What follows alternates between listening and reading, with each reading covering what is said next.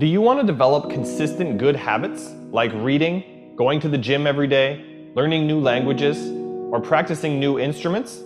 Or do you want to kick bad habits like eating unhealthy food, biting your nails, watching too much TV? 3 years from now, you can have what you need. You got to be careful about it. You can't have everything. You can have what would be good for you, but you have to figure out what it is, and then you have to aim at it. We know that sometimes you can be uncomfortable, but you can be uncomfortable and hopeful rather than uncomfortable and fearful. People go through their lives without knowing what it is they want to do. You don't have to be where you think you want to be in order to be happy. You just got to be on the way to where you want to be in order to be happy. You're going to get what you're looking for. So if you're looking for success, you're looking for happiness, you're looking for prospects, you're looking for recruits or clients, I'm telling you, the more you're consciously looking for those things, you're going to see them. When you're looking to win, you're looking for victory. Sit on your bed one day and ask yourself, what remarkably stupid things am I doing on a regular basis to absolutely screw up my life? And if you actually ask that question, but you have to want to know the answer, right? Because that's actually what asking the question means. It doesn't mean just mouthing the words. It means you have to decide that you want to know. And so be very careful what you set your mind towards, what your outcomes are, because you're going to find them. Your mind's powerful. You're powerful. You're more powerful than you think you are. And if you could just get clear on what you're looking for, get super specific with great clarity, great specificity about what it is you want, it's sitting there for you to find if you look for it. The time is now. The time is now to express and for people to believe in themselves. The time is now for it to be okay to be great. Right there and then, you have an opportunity to steer your thoughts and your emotions in the direction that you want them to go, not in the direction that they're telling you to go. In other words, you can literally choose to seize the day, or you can let the day seize you. If you're fearful all the time, your point of attraction is very far from what you really want.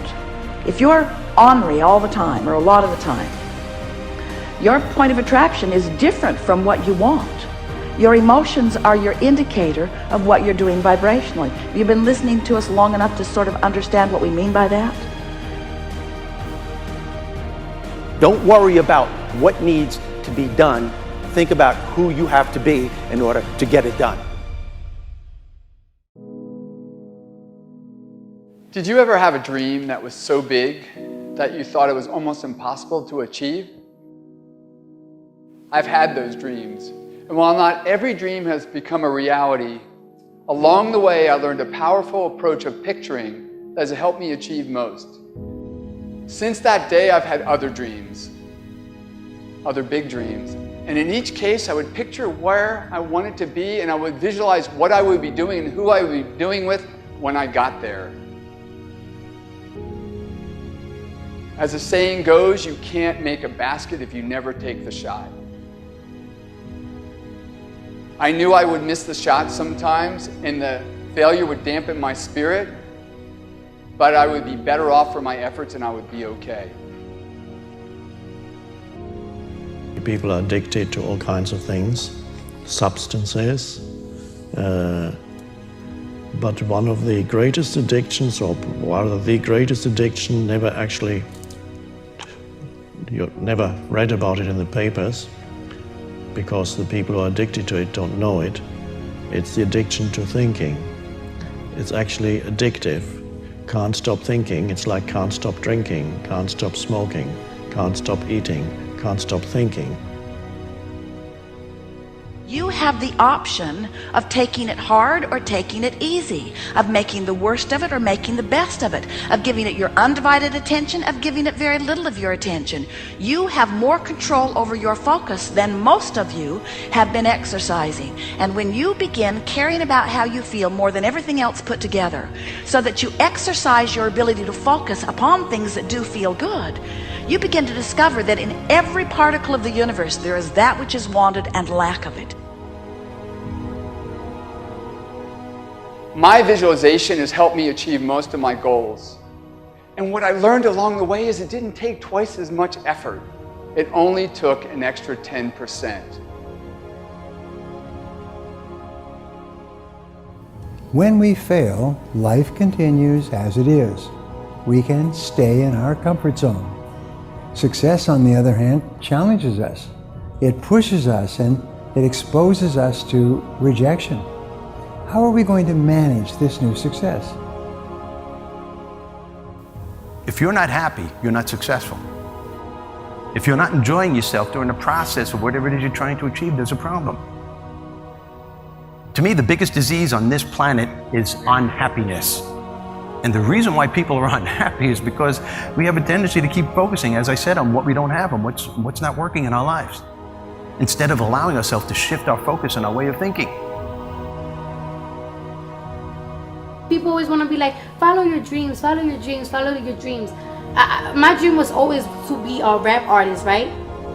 But I had to get a job. So I had to focus on my job. And then I made money to follow my dream.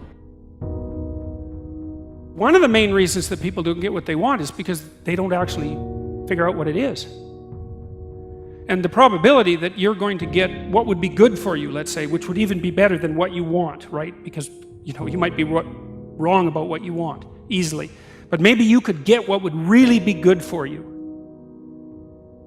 You have the freedom to think anything you want. You were born extremely confident. You came into this world knowing how wonderful you are. So choose new thoughts to think about yourself, and choose new words to tell yourself how magnificent you are, and that you deserve all the good that life has to offer.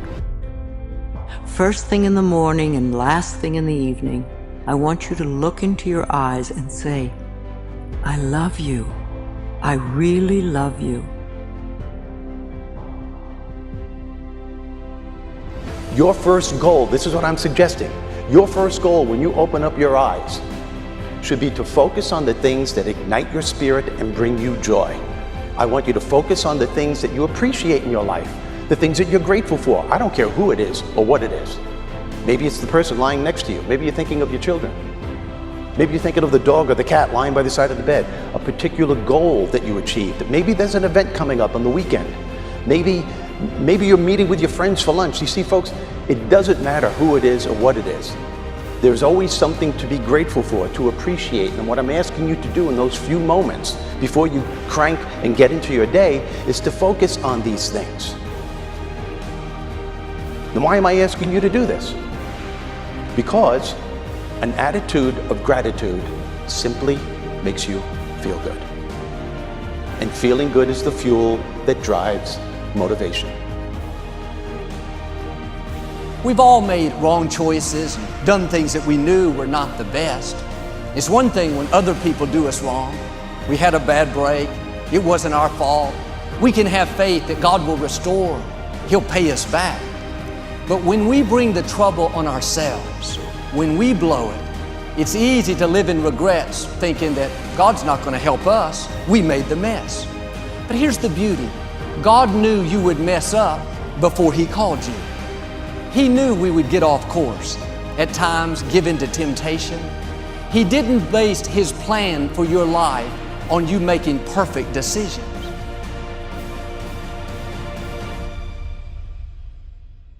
Through success, I represent the possibility of what you can achieve and what you can do with your life and your career.